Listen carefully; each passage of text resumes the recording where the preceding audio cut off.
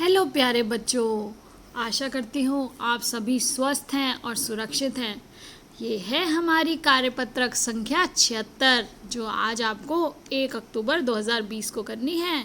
सभी छठी से आठवीं के बच्चे करेंगे, छठी सातवीं आठवीं के सभी बच्चों को ये करनी है। और बेटा सभी बच्चे अपना यहाँ नाम लिखेंगे, यहाँ अपने अध्यापिका का या अध्यापक का नाम लिखेंगे और अपना रोल नंबर और स्टूडेंट आईडी ज़रूर लिखेंगे। अपना काम भेजने से पहले बेटा आपको अपना स्टूडेंट आईडी और अपना रोल नंबर भी साथ में लिखना है। अब देखिए, रोहन पहली बार शहर अपने चाचा जी के घर आया था। यहाँ उसने सड़क पर दौड़ती हुई बहुत सी गाड़ियाँ देखी। वह कार में घूमने निकले। रास्ते में चाचा जी ने गाड़ी रोककर पेट्रोल भरवाया। रोहन ने पूछा, चाचा जी पेट्रोल कहाँ से आता है? चाचा जी ने बताया, पेट्रोल एक काले रंग का गाढ़े तेलीय द्रव से मिलता है जिसे पेट्रोलियम कहते हैं।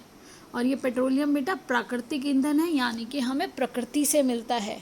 इसे कच्चा तेल भी कहा जाता है। कई बार आप न्यूज़ में सुनते हो ना, समाचार में, कच्चे तेल की कीमत अब बढ़ गई है या अब घट गई है, तो कच्चा तेल पेट्रोलियम को ही कहा जाता है। अब देखिए, यह प्राचीन समय से भी पहले के मृत समुद्री जीवों के विशेष परिस्थितियों में अपघटन से बनता है। तो यदि आपसे कोई पूछे कि पेट्रोलियम बनता कैसे है, तो देखिए ये कैसे बनता है। ये मृत समुद्री जीवों के विशेष परिस्थितियों में अपघटन से, यानी कि जो जीव थे जब वो मर गए, जब वो नीचे जाकर बेटा नीचे तली में पड़े रहते हैं समुद्र में और इस तरह से प्रेशर उन पर पड़ता है, तो वो उसके बाद वो परिस्थितियाँ जो एक विशेष परिस्थिति पर, एक विशेष तापमान पर पहुंचने के बाद वो उनका अपघटन होता है और फिर वो पेट्रोलियम का निर्माण करते हैं। पेट्रोलियम से ही हमें मिट्टी का तेल, पेट्रोल, संपीड़ित प्राकृतिक गैस जिसे आप सीएनजी भी कहते हैं। आप देखते हो ना, ऑटो जो है आजकल किससे, सीएनजी से चलते हैं। हमारी बसें भी सीएनजी से, गाड़ी भी सीएनजी से भी चलती है। ऐसे डीजल, द्रवित पेट्रोलियम गैस यानी कि एलपीजी, जिससे हमारे घर में जो सिलेंडर में हमारे पास आती है, जिससे हम अपने घर में खाना बनाते हैं, ये सभी ही पेट्रोलियम के ही पदार्थ है। पेट्रोलियम से ही मिलने वाले अलग अलग पदार्थ हैं। तो देखिए, अनेक उत्पाद प्राप्त किए जाते हैं। सीएनजी का उपयोग वाहनों में भी किया जाता है। आप सब जानते हैं कि हमारी दिल्ली में तो जो हमारे ऑटो हैं, हमारी बसें हैं, जो हरे रंग से दिखा रहा है, वो हरा रंग इसीलिए है क्योंकि वो सीएनजी ईंधन जो है उसका इस्तेमाल कर चलते हैं। और सीएनजी का इस्तेमाल क्यों किया जाता है बेटा? क्योंकि सीएनजी से पॉल्यूशन कम से कम होता है, जो प्रदूषण है वो बहुत कम होता है, इसलिए सीएनजी के प्रयोग को प्रोत्साहन दिया जाता है। अब देखिए, पेट्रोलियम को बनने में लाखों साल लगते हैं, तो हमें सोचकर समझकर ही पेट्रोलियम का इस्तेमाल करना चाहिए। जब जो चीज़ बनने में लाखों वर्ष लगते हैं तो हमें उसका क्या ख़त्म कर देना चाहिए, क्योंकि वो तो एक बार अगर ख़त्म हुए तो बेटा फिर से लाखों वर्ष चाहिए होंगे उसको बनने के लिए। तो इसीलिए हमें क्या करना है, इसीलिए हमें पेट्रोल बचाने के लिए हम क्या क्या कर सकते हैं कि हम पेट्रोल को बचाएं। तो हम पेट्रोल को बचाने के लिए लाल बत्ती पर गाड़ी के इंजन को बंद कर सकते हैं, हमें बंद कर देना चाहिए। कम दूरी के लिए हमें पैदल चले जाना चाहिए या साइकिल का इस्तेमाल कर लेना चाहिए।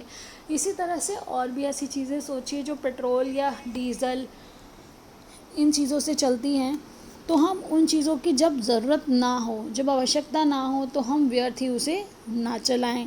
और जितना हो सके हम अगर उसे किसी और तरीके से कर सकते हैं तो हम उन मशीनों का इस्तेमाल कम करें। अब देखिए, आज हमें कार्यपत्रक में करना क्या है। तो हमारा पहला प्रश्न है, सीएनजी और एलपीजी का पूरा नाम तथा इनका उपयोग लिखिए। तो देखिए बेटा, सीएनजी और एलपीजी का पूरा नाम यहाँ पे देखिए, सीएनजी का पूरा नाम है, देखिए इंग्लिश में तो सी इसलिए कि उसको कंप्रेस्ड नेचुरल गैस कहते हैं, सी से कंप्रेस्ड, एन से नेचुरल और जी से गैस। और हिंदी में इसका नाम संपीड़ित प्राकृतिक गैस है।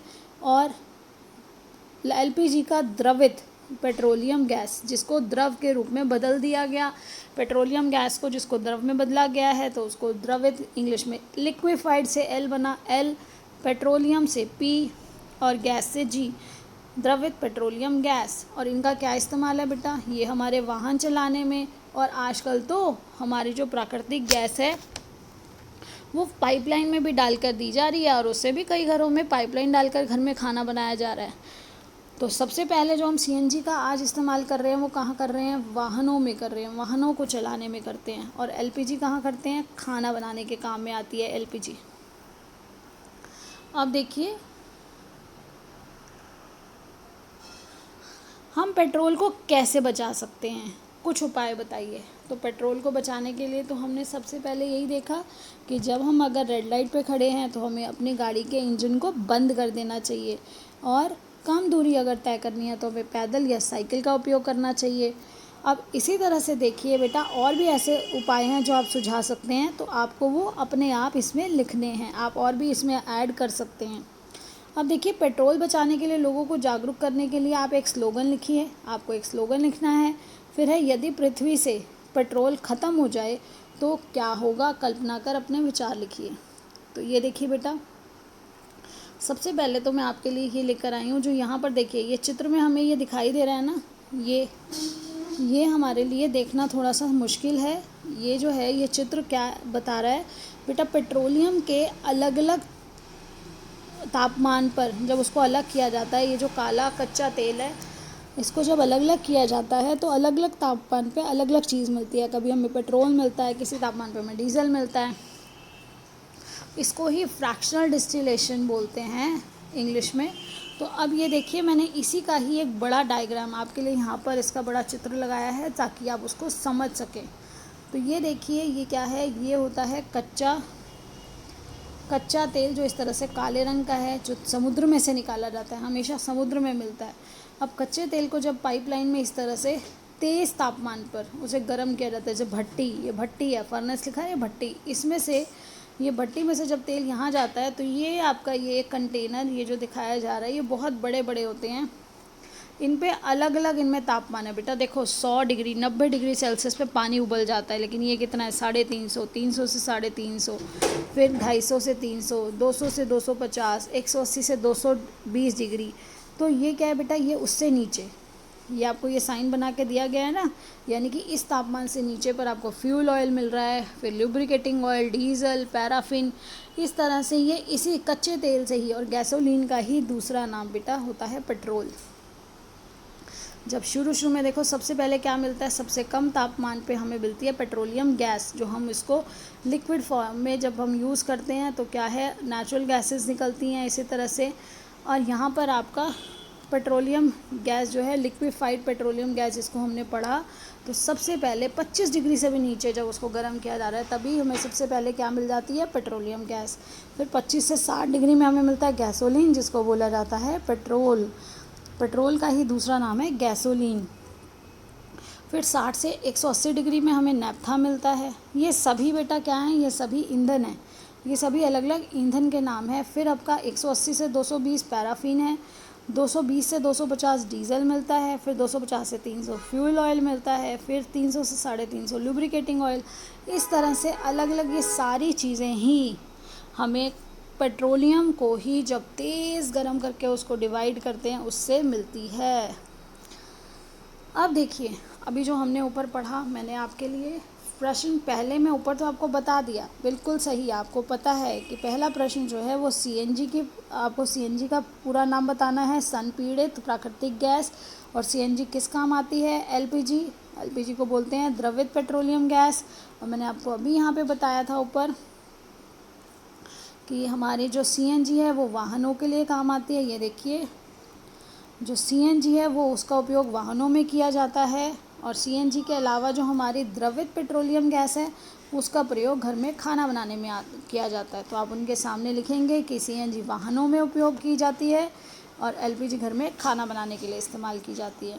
अब देखिए, अगला प्रश्न जो हमारा है वो है, पेट्रोल बचाने के लिए लाल बत्ती पर गाड़ी खड़ी कर सकते हैं हमें इंजन को बंद कर देना चाहिए। कम दूरी तय करने के लिए पैदल या साइकिल का उपयोग करना चाहिए, हम पहले पढ़ चुके हैं। अब देखिए, तीसरा प्रश्न है कि हमें कोई स्लोगन लिखना है।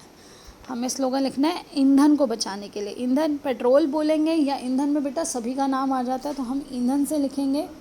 तो ईंधन के लिए क्या होगा? ईंधन बचाएं, बेहतर कल पाएं, ये पहला स्लोगन है। दूसरा स्लोगन हो सकता है आपको जो पसंद आए, आप जो इजीली कर सकें, जो इजीली आपको अच्छा लगे आप वो लिख सकते हैं, या दोनों भी लिख सकते हैं। ईंधन की हर बूंद कीमती है, इससे ही तो दुनिया चमकती है। तो हर बूंद आपकी कीमती है। अगर आप अपनी दुनिया को चमकता हुआ ही देखना चाहते हैं, ये लाइट ये सब जो हमारे सुख सुविधाएं अगर बनी रहे, तो इसके लिए हमें ईंधन की हर बूंद को संभालना पड़ेगा, सोच समझकर खर्च करना होगा। उसके बाद आपका प्रश्न नंबर 4 है बेटा। प्रश्न नंबर 4 यहाँ क्या है देखिए, यदि पेट्रोल ख़त्म हो जाए, यदि पृथ्वी पर पेट्रोल ख़त्म हो जाए तो क्या होगा, कल्पना कर अपने विचार लिखिए। तो बेटा आप और भी लिख सकते हैं इसमें। मैंने आपके लिए यहाँ थोड़ा सा आपको गाइड करने के लिए आपको कुछ पॉइंट्स दिए हैं। यदि पृथ्वी पर पेट्रोल ख़त्म हो जाएगा तो सभी को ऊर्जा के अन्य साधनों को खोजना पड़ेगा, अन्यथा नहीं तो, अन्यथा का मतलब है नहीं तो पेट्रोलियम पदार्थों से काम करने वाली सभी मशीनें बंद हो जाएंगी। अतः हम सभी को सुख सुविधाएं, हम सभी की जो अब हमारी जब सारी मशीनें ही बंद हो जाएंगी जो पेट्रोलियम से के पदार्थों से चलती हैं, तो क्या होगा, हमारी सभी सुख सुविधाएं समाप्त हो जाएंगी। तो इस तरह से आशा करती हूँ आपको ये आपकी वर्कशीट अच्छे से समझ आ गई है, और आप अब अच्छे से इसको काम को करके समय पर, आप चाहें तो इस चित्र को अपनी कॉपी में भी बना सकते हैं अपनी नॉलेज के लिए। आप इसे समय पर करके सुंदर हैंडराइटिंग में सही स्पेलिंग के साथ करके अपनी मैम के पास टाइमली इसको भेजिएगा बेटा। सुरक्षित रहिए, स्वस्थ रहिए, मुस्कुराते रहिए। धन्यवाद।